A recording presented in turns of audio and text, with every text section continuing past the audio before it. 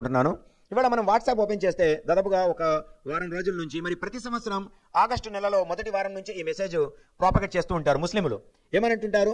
ఖుష్వంత్ సింగ్ గారు రాసిన తన చారిత్రక పుస్తకాల్లో చూశారా, ఇవాళ ఇండియా గేట్ పై ఉండేటటువంటి 90,000 సోల్జర్స్ యొక్క పేర్లలో 63,000 మంది 90,000 మందిలో 63,000 మంది ముస్లిములే పేర్లు ఉన్నాయి అని చెప్తూ, చూశారా వీరందరూ కూడా స్వాతంత్ర సమరంలో పాల్గొనేటటువంటి వారేను.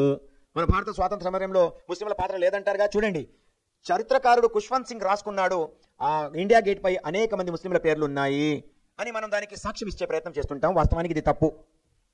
ఖుష్వంత్ సింగ్ గారు ఈ విషయాన్ని ఎక్కడ ప్రస్తావన చేయలేదు, మొదటి విషయం.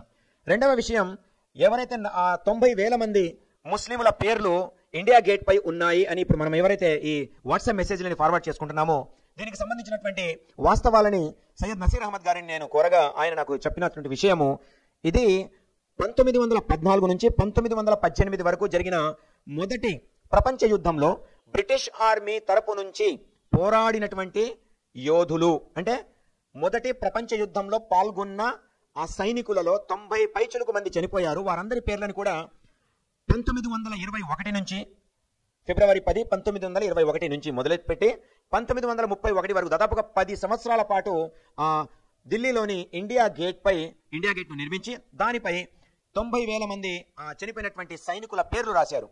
అంటే వీరెవరు? స్వాతంత్ర సమరయోధులు కాదు. మనం వాస్తవాల్లాగా తీసుకుందాం, ఫేక్ ఏదైనా ఉంటే దాన్ని పక్కన పెడదాం. అయితే వాళ్ళు భారతదేశం స్వాతంత్ర్యం కోసం పోరాడినటువంటి వారు కాదు. వారు భారత బ్రిటిష్ ఆర్మీలో పనిచేసేటటువంటి సోల్జర్ సైనికులు. వారు ఫస్ట్ వరల్డ్ వార్ టైంలో చనిపోయారు కాబట్టి వారి పేర్లని బ్రిటిష్ గవర్నమెంటే 10 ఏళ్ల పాటు ఆ ఇండియా గేట్ను నిర్మించి అందులో ఆ ఇండియా గేట్ పై చనిపోయినటువంటి సైనికుల పేర్లను రాయడం జరిగింది.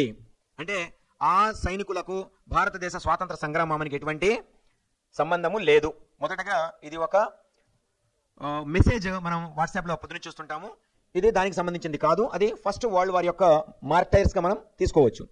దానికినో స్వాతంత్ర సమరానికి ఎటువంటి సంబంధం లేదు. అయితే వాళ్ళు బ్రిటిష్ ఆర్మీలో ఉండి పోరాటం చేశారు.